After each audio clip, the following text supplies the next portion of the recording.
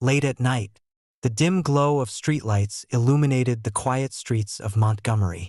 Charles Walker, a middle-aged man, sat behind the wheel of his sleek black Lexus. He had just left a celebratory dinner marking his inauguration as the city's new mayor, held at an upscale restaurant. Beside him lay a brown leather briefcase filled with plans for the city's reforms. The drive home was peaceful, but the stillness was abruptly shattered by flashing red and blue lights and the wail of a police siren. Charles glanced at his rearview mirror and sighed as he saw a police cruiser tailing him. Not wanting any trouble, he signaled and pulled over to the side of the road. A tall officer with a stern expression stepped out of the police car. The name tag on his chest read Kyle Thompson. Glinting under the streetlights, Kyle wasn't alone. A younger officer followed him, standing back as if ready for backup. Kyle approached the car window, rapping it sharply with his flashlight. Charles rolled down the window, maintaining a calm demeanor.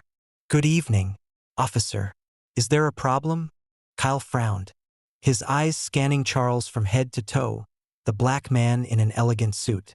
"License and registration," he said curtly, his tone laden with suspicion. Charles nodded, pulling his wallet from his pocket and handing over the requested documents. "Here are my papers. Is there an issue, officer?" Kyle glanced at the documents but didn't bother examining them thoroughly. Instead, he fixed a cold, piercing gaze on Charles. "This car doesn't exactly look like the kind someone like you would own. Are you sure it's yours?" The words cut deep into Charles's pride like a knife. He forced himself to remain calm, though his voice grew firmer. "This is my car. Everything is legitimate." Kyle, uninterested in his response, ordered Charles to step out of the vehicle for a search. Under the streetlights, Charles was frisked by Kyle and his partner without any reasonable cause. A small crowd of onlookers gathered, their faces a mix of curiosity and disapproval. As the search dragged on, Kyle began making snide remarks. "Someone like you, how'd you get a car like this? Win the lottery? Or maybe something illegal?" Charles clenched his fists but knew that resisting would only escalate the situation. "I don't owe you an explanation, but I am a law-abiding citizen. You have no right to insult me like this." Kyle smirked. "Oh yeah? Let's see how well the law protects you." After finding nothing, Kyle still exuded disdain. "Move along, but watch yourself. We'll be keeping an eye on you." Charles got back into his car under Kyle's contemptuous gaze. He said nothing, driving off in silence, his heart heavy with frustration and indignation. At home, Charles sat silently in the living room, his hands trembling as he held a glass of water. The warm light of the house couldn't chase away the cold humiliation he had just endured. He glanced at the family photo on the table. His mother, a resilient black woman, had taught Charles from a young age to always uphold his dignity. Even in the face of injustice, memories from the past resurfaced, pulling Charles back to his childhood in a poor neighborhood. He recalled the first time he was stopped by the police at just 12 years old. They accused him of theft simply because he was standing near a grocery store. He had cried uncontrollably, but his mother told him, "Charles, you can't let them bring you down. You have to prove you're stronger than their prejudice." Those words became a guiding principle for Charles's life. He studied diligently, graduated with honors, and steadily climbed his way to where he was now. But tonight, the painful memories seemed to return, dragging him into the depths of helplessness. On the other side of the city, Kyle Thompson wasn't having a peaceful evening either.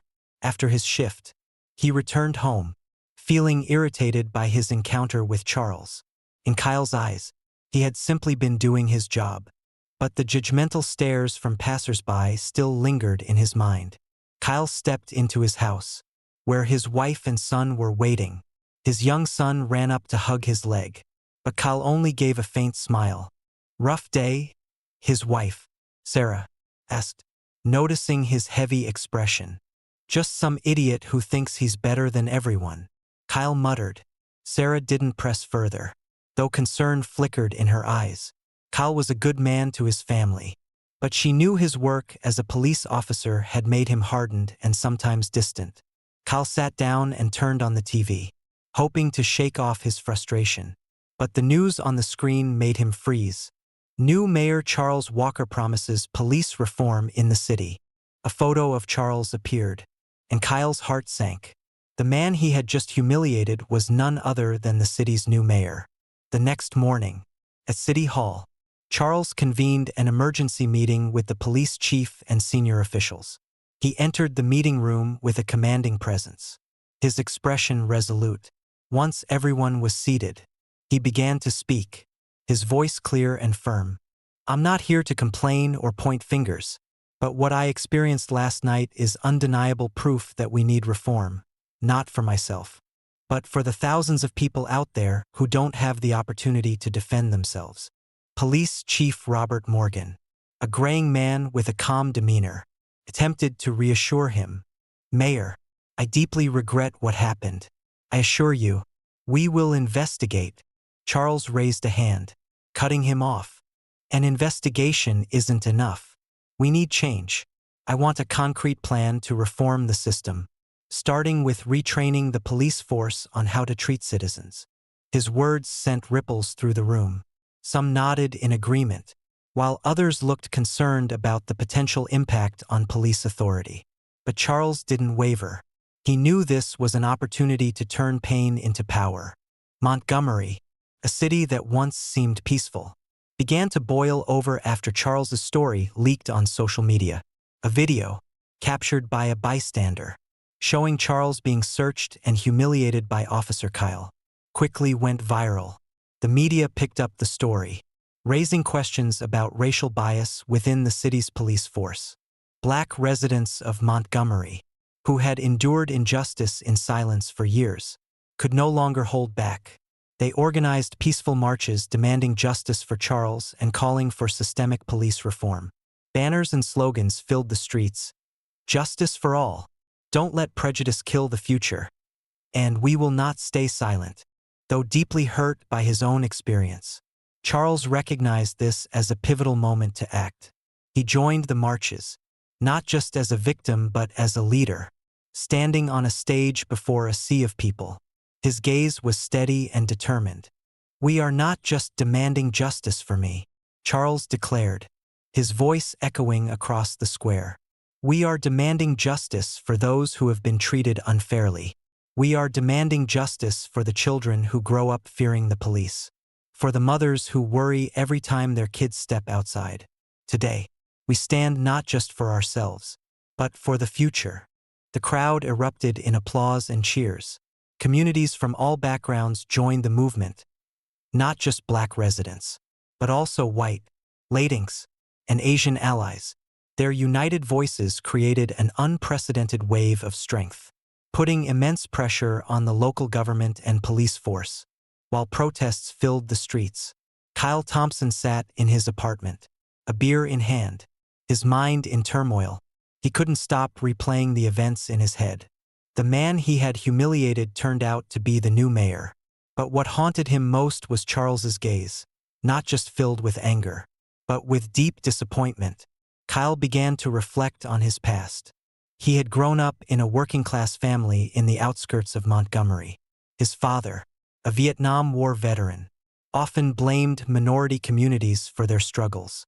"We don't have jobs because they take them all," his father would say, planting seeds of prejudice in Kyle from an early age.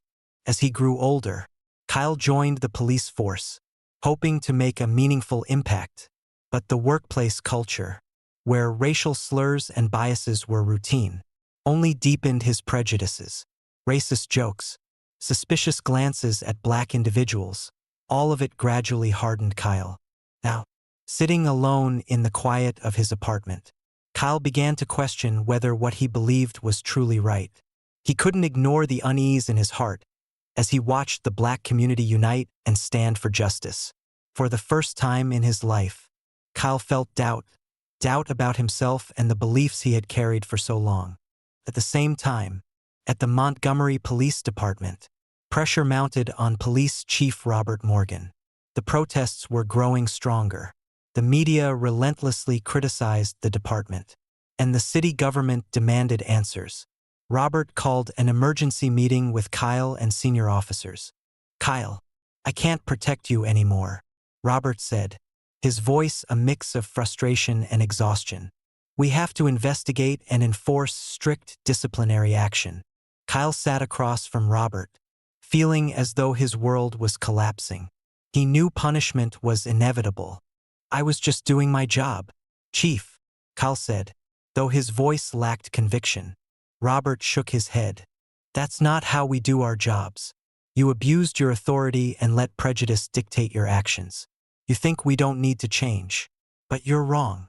After the meeting, Kyle felt isolated. His colleagues began to distance themselves, not wanting to be caught in his fallout. Even his family started to feel the shame. Sarah, Kyle's wife, couldn't hide her disappointment as she said, "Have you ever thought that what you've done doesn't just affect you? It affects all of us." Kyle stood at a crossroads. He had to choose: continue defending his actions, or confront the truth and commit to change.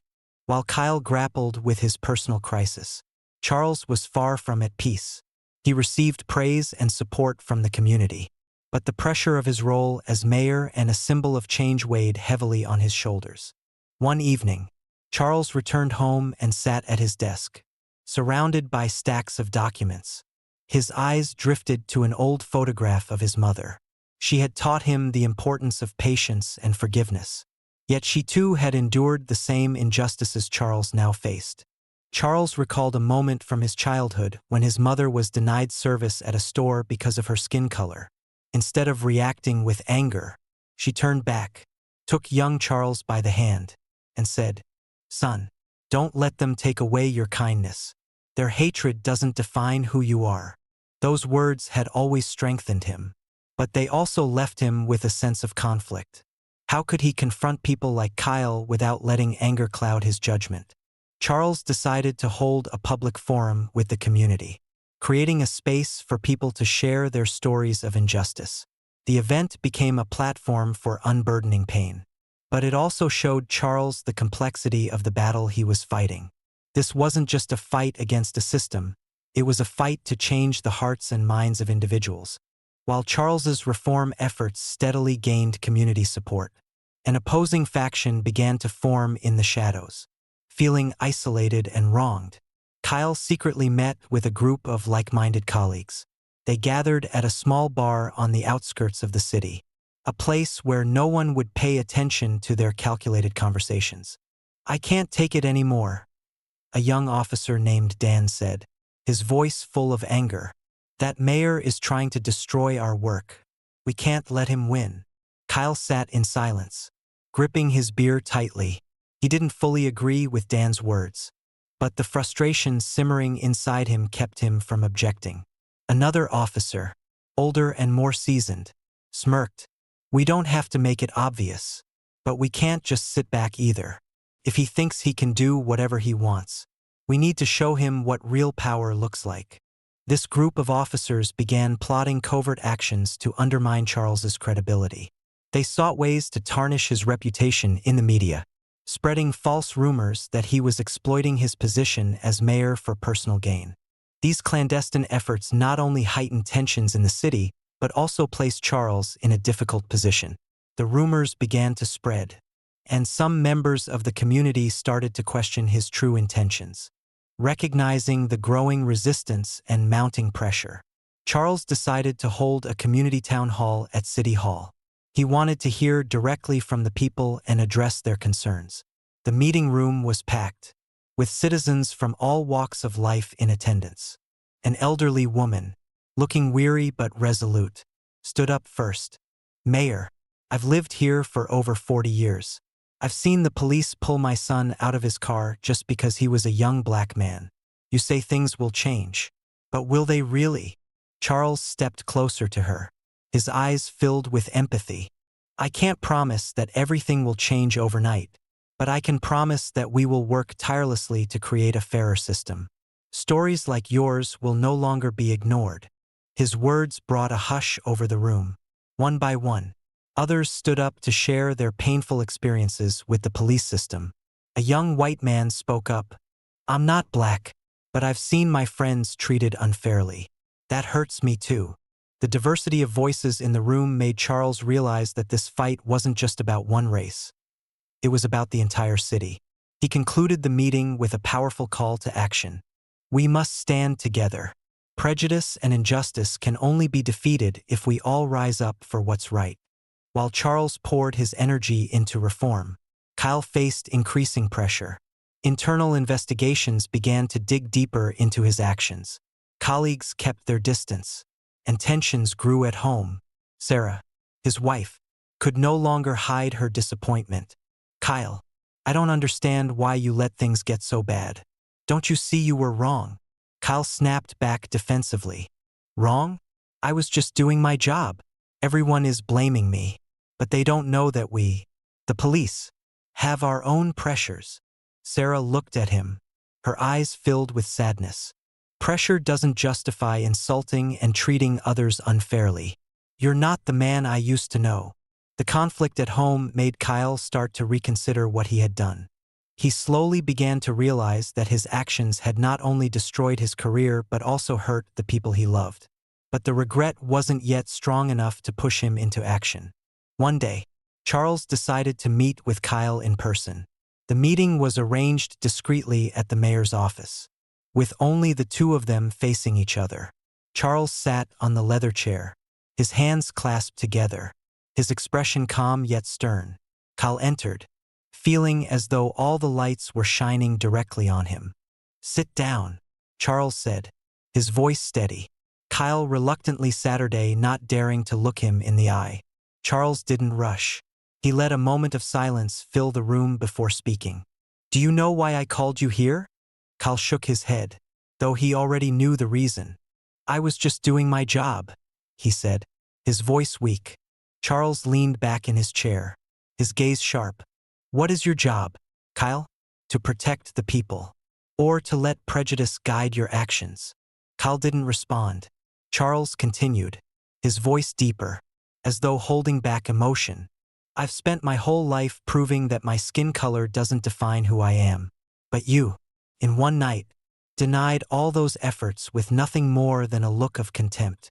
Kyle lowered his head, feeling the weight of his actions. He couldn't justify what he had done. I didn't mean to," he said. But even he didn't believe those words. Charles looked at Kyle, the anger within him slowly replaced by pity. "Kyle, I'm not sitting here to make you beg for forgiveness. I want you to understand that what you did didn't just affect me. It affected this entire community.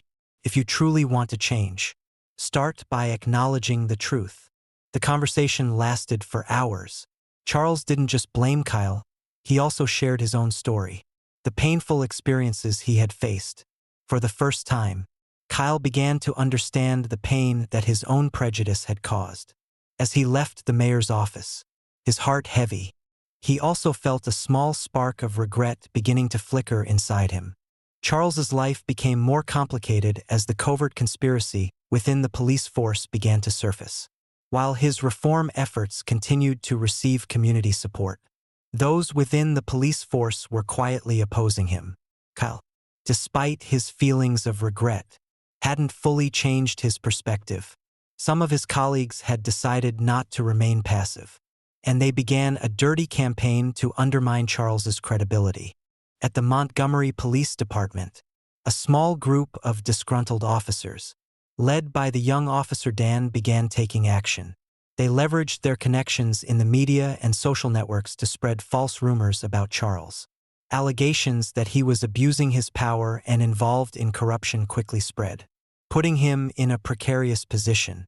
These baseless accusations gained traction, and many in the community started to question Charles's ability. Although aware that this was a smear campaign, Charles couldn't remain passive.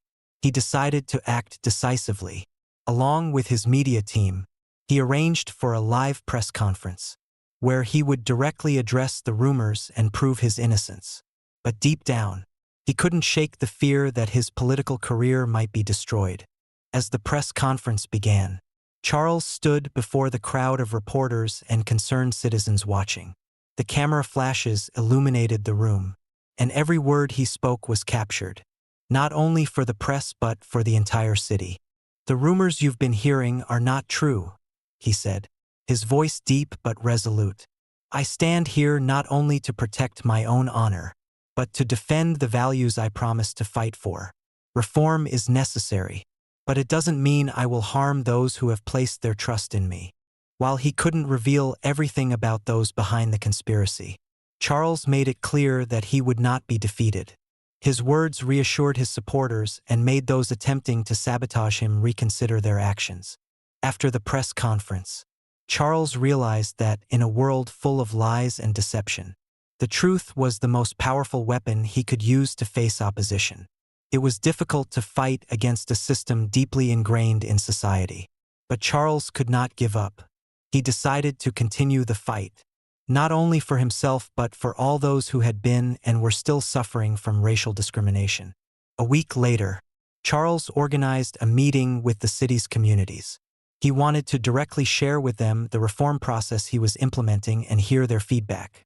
The meeting took place in a cozy space at City Hall. The questions from the public were no longer criticisms but instead filled with curiosity and hope. They wanted to know if what he said in the press conference was true. "We can't change everything immediately, but I promise you that I will continue to work to ensure that the police system no longer acts based on racial prejudice. Every person in this community deserves to be treated fairly," Charles affirmed in a calm voice. Meanwhile, Cal began to feel a shift within himself. He participated in the police department's retraining programs on social awareness and equality. He started to truly listen, learn from those with experience in racism, and gain a clearer understanding of his own mistakes. Though he couldn't undo everything, the change in Kyle's attitude brought about small but significant changes within the police force. Other officers also began to empathize and joined these training programs. Step by step, the power of the truth began to transform individuals, creating changes that many once thought would never happen. Kyle's path to redemption began with small, yet meaningful actions. After participating in courses on equality and social awareness, Kyle decided to apologize to Charles and to those he had wronged. One afternoon, he went to Charles's office, holding a letter in his hand. "Mayor, I know that this apology cannot change what I've done, but I hope it will help me make amends for at least part of my mistakes," Kyle said, his voice choked with emotion. Charles looked at Kyle, silent for a few seconds. Then, he stood up, extended his hand, and shook Kyle's. "Your regret is the first step, but it is real action that matters. I hope you continue on the right path, not only for yourself but also for those around you." Charles's words gave Kyle strength. He was determined to change, not only in his work but also in his personal life.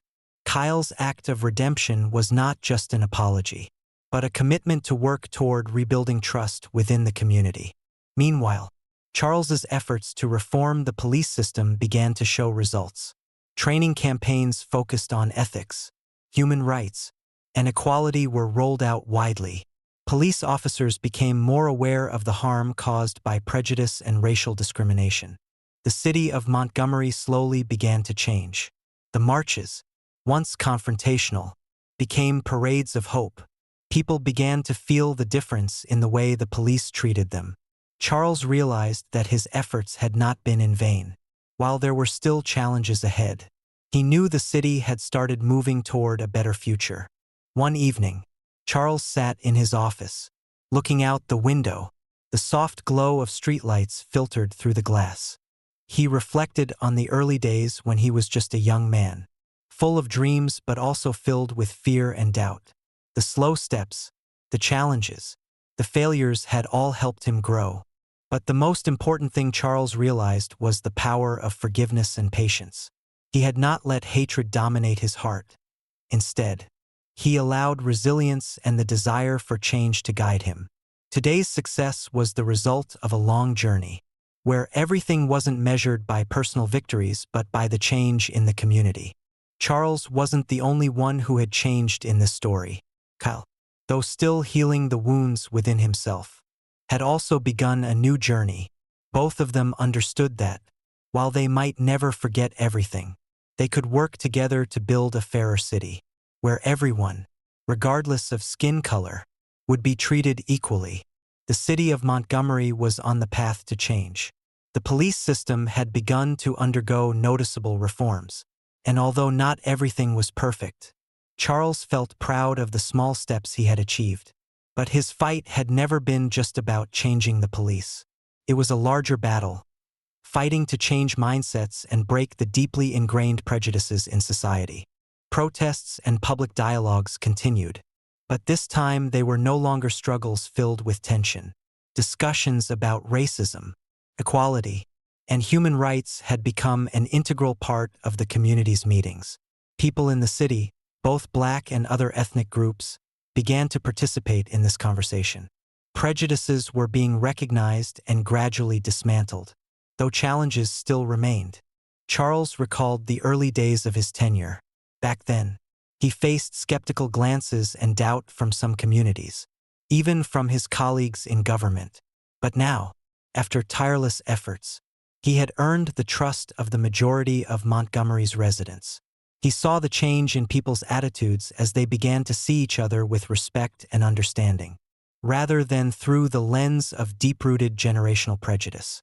One day, during a meeting with community leaders, an elderly white woman spoke up, her voice choked with emotion. "I never understood why people like Charles had to fight so hard, but now I do. We can't change if we don't acknowledge our mistakes, and we can't change if we just stand by without acting. Thank you, Mayor, for showing us the way." Her words moved many in the room. This wasn't just a change in policy or law, it was a shift in the thinking of the entire community. Charles's story, a Black man's journey, was not just a personal triumph over adversity, but also the story of a small revolution within the hearts of those living in a society filled with discrimination. Although many issues remained unresolved, the city of Montgomery had returned to a sense of peace. Protests no longer took place as frequently. Instead, more constructive dialogues took their place. Human rights, equality, and anti-racism education programs were implemented in schools and communities. People of all ages, from students to the elderly, were educated on the importance of mutual respect and viewing people through their actions rather than racial stereotypes. Charles had begun to focus on community development projects, building modern infrastructure, and creating job opportunities for those facing hardship. Employment support programs, scholarships for underprivileged students, and community development projects aimed at revitalizing impoverished neighborhoods had helped many people regain hope and confidence in their lives. While it had not been an easy battle, Charles felt he was on the right path. He realized that nothing could defeat the power of unity and trust. Peace was not only built through agreements on paper but also through restored relationships and the healing of past wounds.